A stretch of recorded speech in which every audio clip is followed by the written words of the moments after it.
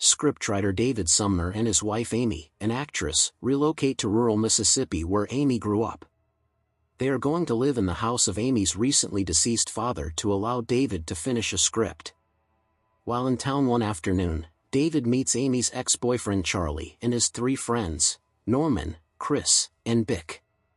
David is intimidated by the men, but they have already been hired to fix the roof of the barn on Amy's property. He also meets Tom Hedden, an alcoholic former high school football coach whose 15-year-old cheerleader daughter Janice is in love with a local man with an intellectual disability, Jeremy Niles. Hedden often bullies Jeremy and believes that he is stalking his daughter. Charlie and his friends arrive early the next morning to work on the roof.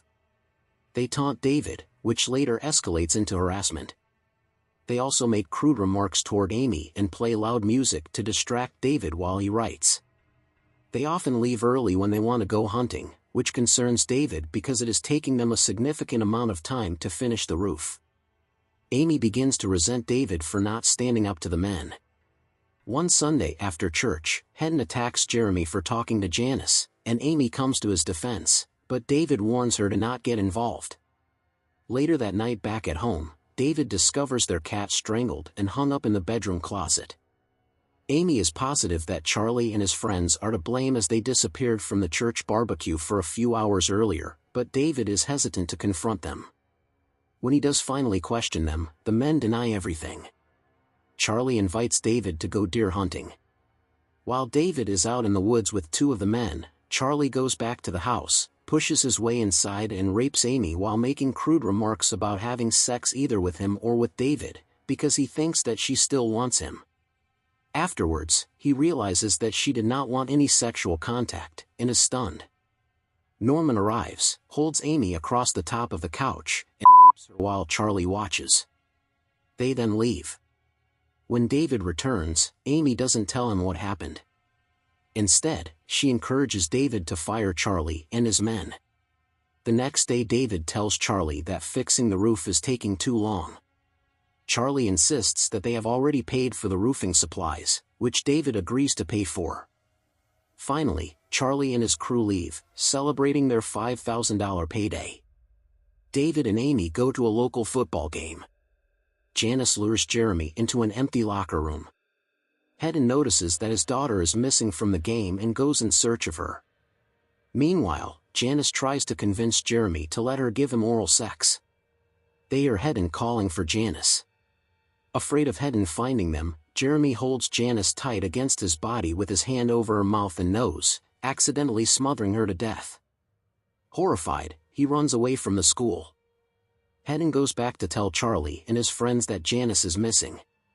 They all suspect that Jeremy has done something to her. At the game, Amy is haunting flashbacks about the rapes and asks David to take her home.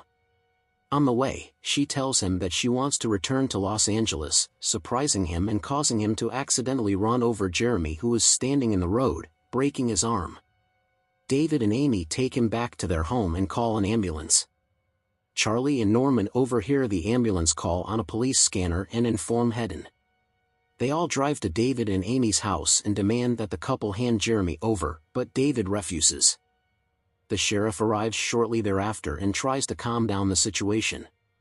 He knocks on the door and tells David to open the door, but David still refuses. Hedden picks up his gun again and shoots the sheriff dead. Having witnessed the murder, David knows now that the men will try to kill not only Jeremy but both of them too. David and Amy barricade the doors shut. He enlists her to help him open the jaws of a decorative bear trap.